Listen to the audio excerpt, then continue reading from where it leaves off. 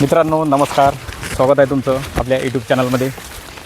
तर आजचा हा जो व्हिडिओ आहे हा शेळीपालनातील जो चारा आणि त्यातीलही महत्त्वाचा आणि मुख्य चारा म्हणजे मका। मका हा जो चारा आहे हा शेळ्यांना खूप आवडतो आणि मका जो चारा आहे तर कोणत्याही जनावराला मक्याला चाऱ्यांचा राजा म्हणून समजला जातो। तर हा चाऱ्याचा राजा म्हणजे मका, याला जेव्हा गुट्टे येईल किंवा तुरा येईल तर त्यावेळी याची कापणी व्हायला पाहिजे आणि तेव्हा कापणी झाल्यानंतर यामध्ये एवढं जबरदस्त प्रोटीन असते की ती शेळ्यांना राहो की कोणत्याही जनावराला त्याचा खूप फायदा होत असतो। तर हा जो मका लागवड आपण केली तर ह्या मक्याला आज आपल्या दीड महिना पूर्ण झालेला आहे आणि दीड महिना होऊन याची हाईट व्यवस्थित झाली आणि याला जो खर्च आहे हा आपण शून्य मशागतीने हा खर्च इथे केलेला आहे। याला कोणतीही ह्या जागेवर मशागत केलेली नाही, ट्रॅक्टरची नांगरणी किंवा बैलजोडीची जी नांगरणी असते ती अजिबात यामध्ये केलेली नाही।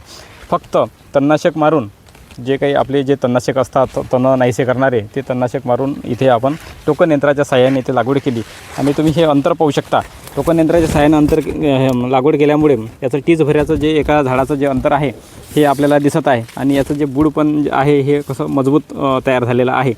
आणि यामध्ये तण नियंत्रण करण्यासाठी पुन्हा टोकन यंत्राने लागवड केल्यानंतर त्याला आपण पुन्हा तणनाशक मारून घेतलं आणि आज ही जागा जी आहे तर ही मका वाढल्यामुळे आता इथं कोणतेही तण हे वाढणार नाही।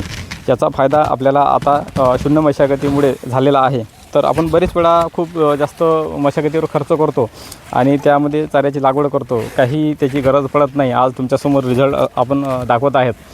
तर हा जो मका आहे हा तुऱ्यावर आला आणि त्याला गुट्टे आले की आपण त्याला कापणी चालू करणार आणि आपल्याजवळ जो गोटफार्म आहे आपला स्वराज्य गोटफार्म त्यासाठी याचा वापर होणार आहे।